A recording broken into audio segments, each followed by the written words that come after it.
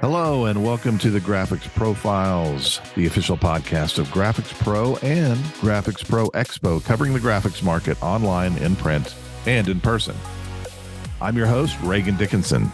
Our guest for episode 45 is David Topkins, president of Gotham City Online in Austin, Texas.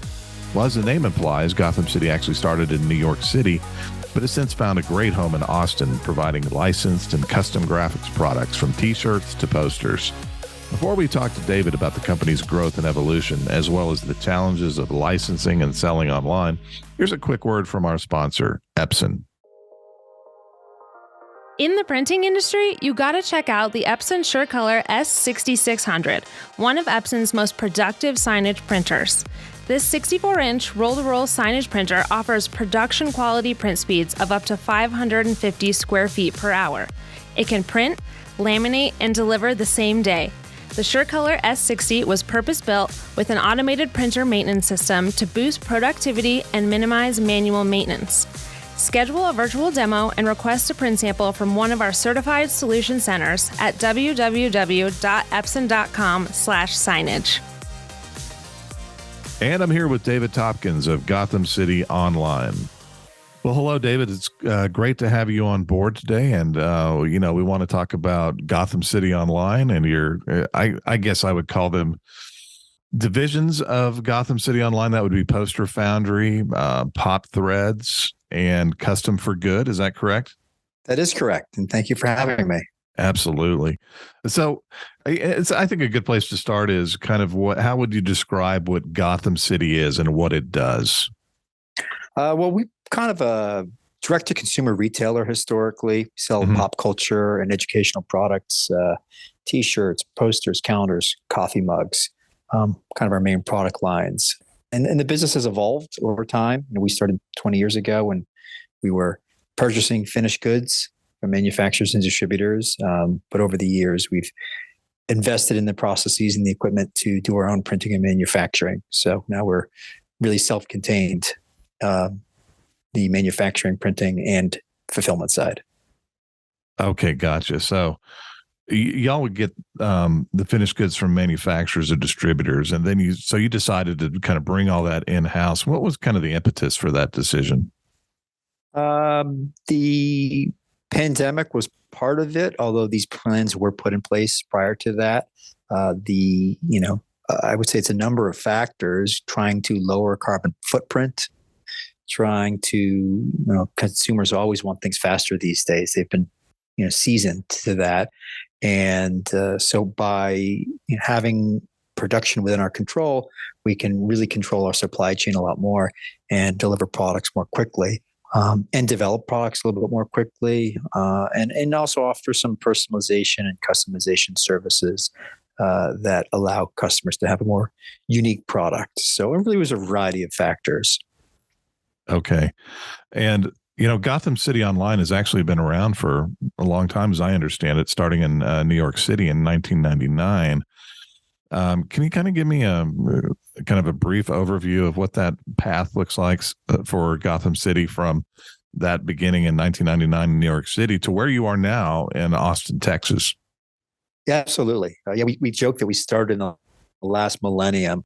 And the business was started as it was kind of groundbreaking at the time to sell things direct to consumers online. eBay was kind of maturing, but still a young company.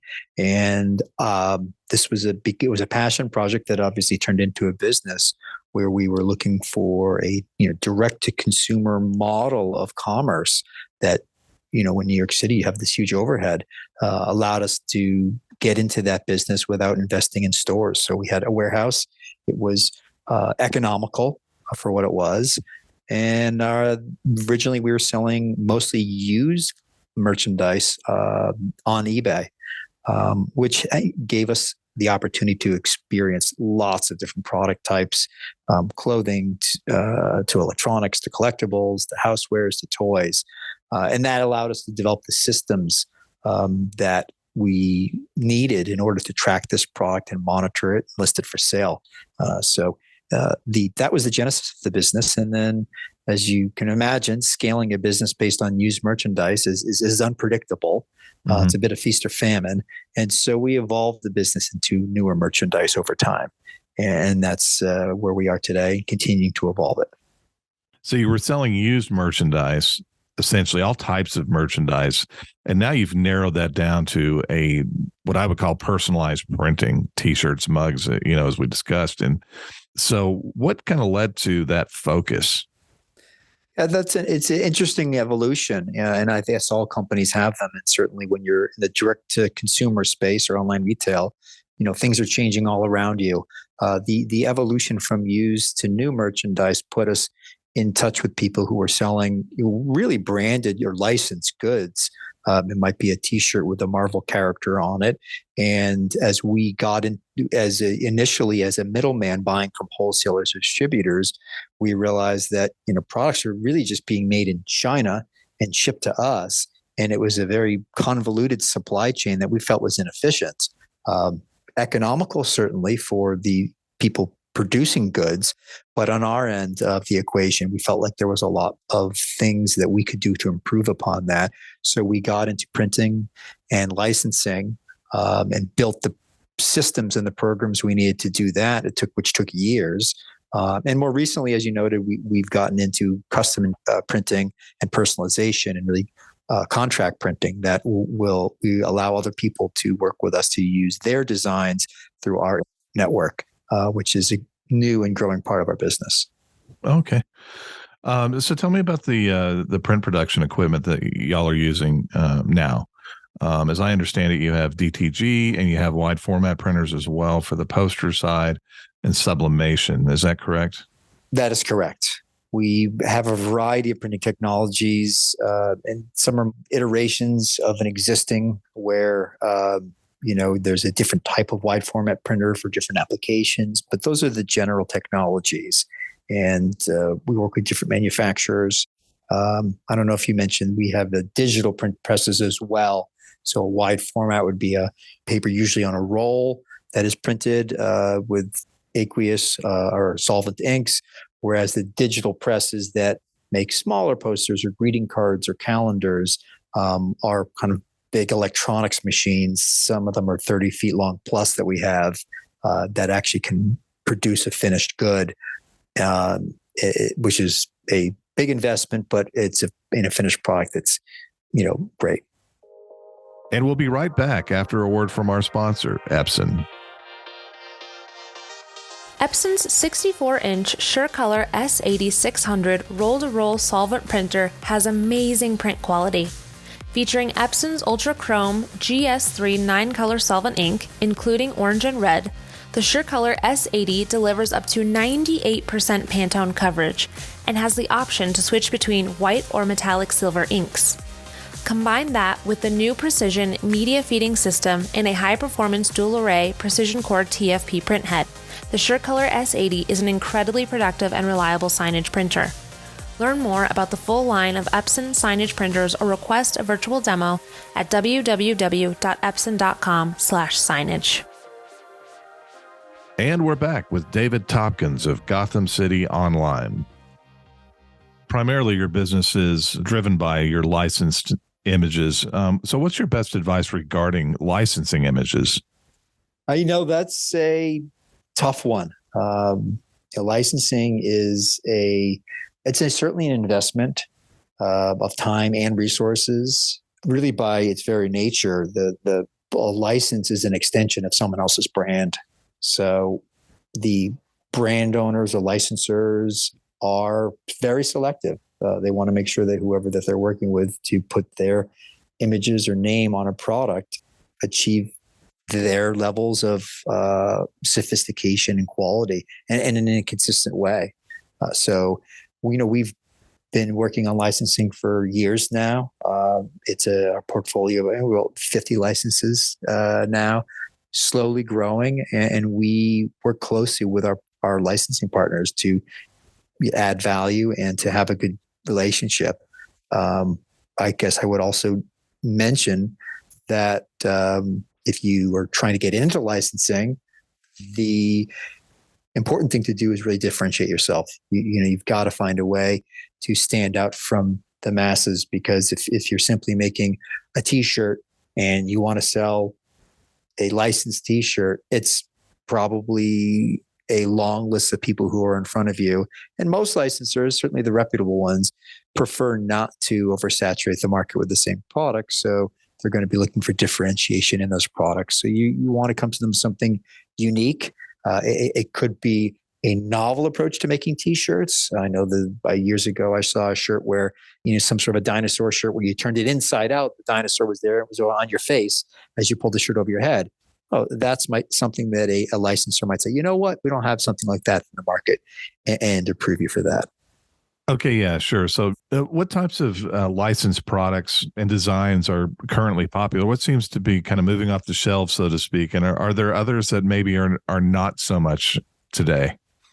That's a great question, because there's a downside to licensing, and that things can lose popularity. The people used to joke about the baseball players being traded, being a problem if you're making posters with the old player, and then you're stuck with them. So, right. For us, we try to be lean and efficient, which is one of the reasons making your products in-house is an advantage if you're in the licensing world. We try to track pop culture pretty closely. We've had success with a lot of emerging artists, musical artists, and that's a space that we've invested in. Of course, when you become a victim of your own success and things do go well when you're up for renewal, then you're expected to write a bigger check. And, there is always a risk that an artist is going to pivot what they're doing or change their hairstyle or their look. And all of a sudden, the products that you've created don't reflect what the market wants, and you're stuck with them. So, there's pros and cons to how you develop your product. And as I noted, we've invested in the music space and had some success there, which we're enjoying. And we also develop our own products. The advantage to that is you're not paying a license as long as you respect other people's intellectual property. Then tracking what's happening, in social media or memes or the political environment are surprisingly useful ways to connect with consumers who are looking to maybe put something on their body as a shirt or on their wall as a poster. And what have you found are the most effective ways to get the word out about what you offer? The most effective way to connect is by delivering a consistent product and getting either reviews for your product or word of mouth. I don't know that there's a secret sauce these days, and there's so many competing companies for anything that you do, and it's really become international competition, much more so in the online world that we focus on, where you have manufacturing operations just over the border in Mexico that are printing and delivering in a comparable time frame to people based in the States.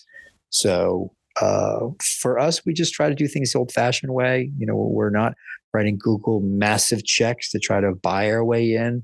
It's more of a slow and steady approach, and then using social media to communicate and connect with fans or customers when you can, and also that there's a lot of traffic and noise in that space as well. But it's really, you just kind of have to hit all the different mediums and channels and hope that you gain enough traction to move things forward. Have you found that some platforms are more effective for you than others, particularly on the social media side? Because again, like you said, there's a lot of noise out there, a lot of different platforms that you can go with. Have you found that some are more effective than others? We have, we've probably underinvested in the social media space, where our focus has really been on integration into the platforms where the shoppers already are, like a Walmart or Amazon or eBay, etc. But the social platforms are a useful way if you're talking about a licensed product. One useful tool is to connect with fan groups that might resonate with the product you've made, and see if you can, have an entree there. Frequently they'll call you out for soliciting, so be mindful of that. But if it can be done in a respectful way, then it generally can be well received. Okay, well, that's a good point. So what are the most important lessons that you've learned to improve your business? I would say the most important lesson is to not get complacent.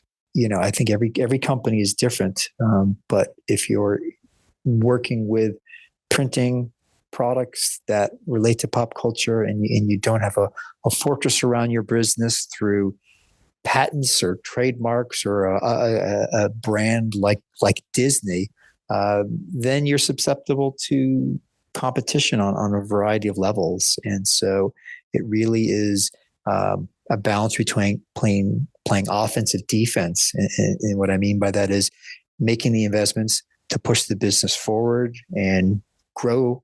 And at the same time, not over-investing and not over-spending and being mindful where things might not be working so that you can pivot quickly and learn from those and try to revisit those opportunities in a new way if you felt like the first time you didn't quite get it right.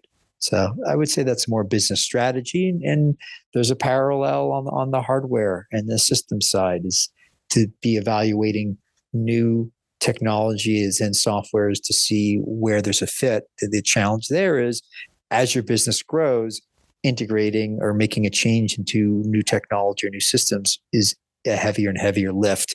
And that just requires more resources to get through, which means you need to be more certain that there will be an ROI in doing that. Okay. And so related to that, what are the biggest mistakes you've learned from? Well, fortunately, we've not made massive mistakes in our business. That's good. Yeah. we have a collaborative approach to decision making. We like to look at the data. We try not to go with our gut. And I would say that some of the biggest mistakes I touched on earlier were assuming that a product that was selling would sell forever. And we were involved with Game of Thrones at one point.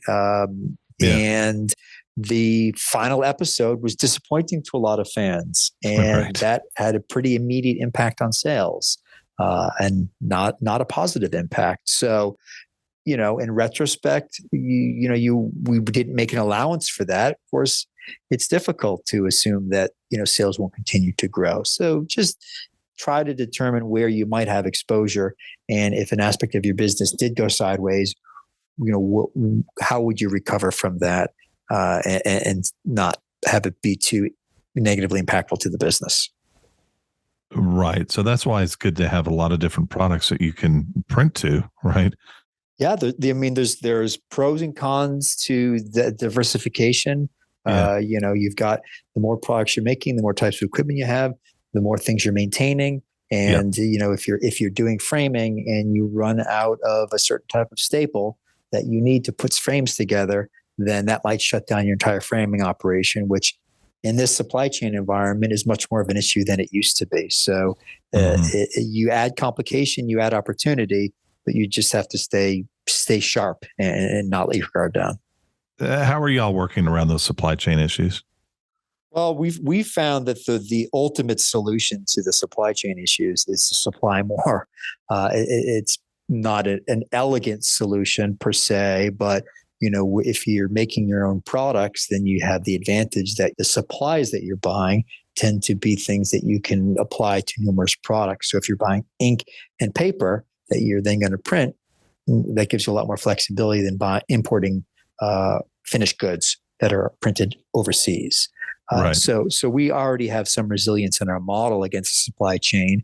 And then it's just working with our vendors and our partners to make sure that if they see an issue, we're aware of that issue and we can react to it before it becomes a problem for our business. And if it's a problem that can't be addressed, then that might mean changing the technology you're using to make a product or temporarily discontinue your product if you don't have any other options. Right.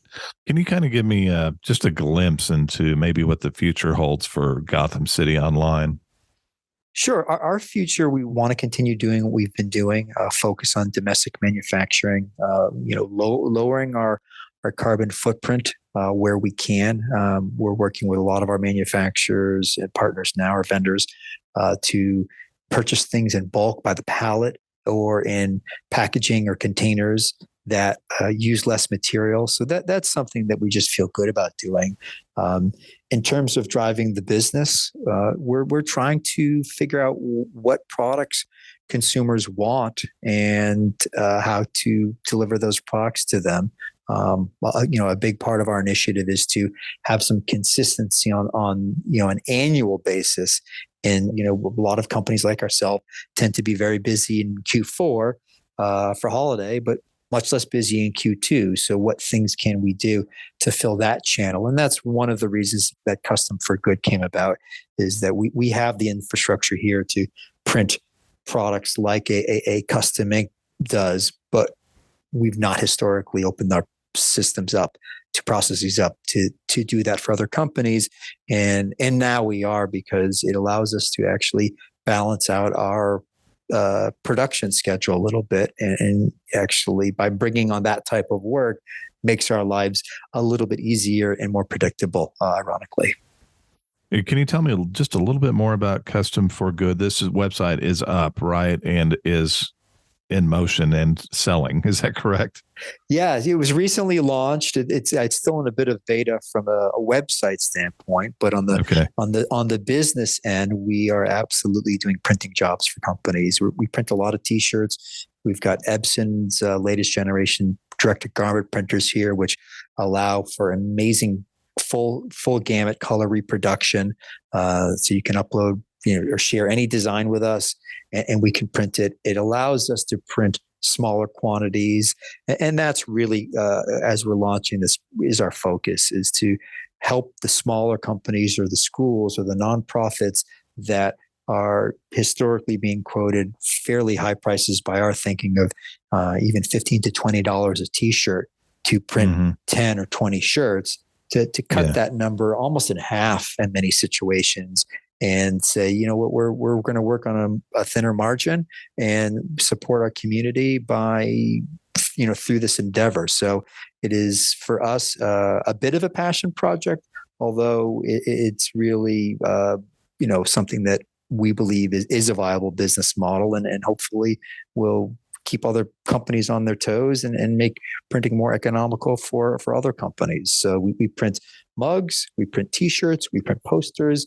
Calendars have become very popular, and we're adding more products over time. Okay, gotcha. All right. Well, it sounds exciting. So many different things that y'all are doing and moving forward in the future. And I appreciate you sharing that with us and sharing your time and your expertise. Thank you so much, David. Well, I appreciate you having me. Thank you for your questions, and we'll look forward to hearing from you again at some point. Absolutely. Thanks again.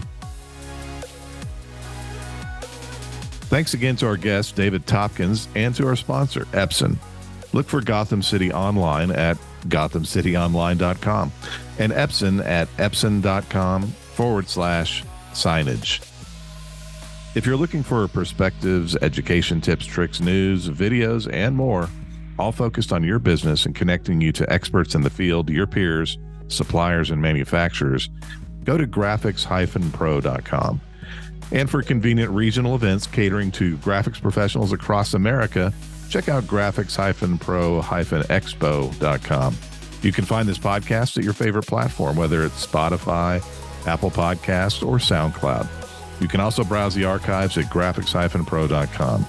Well, thanks for listening, and until next time, adios amigos.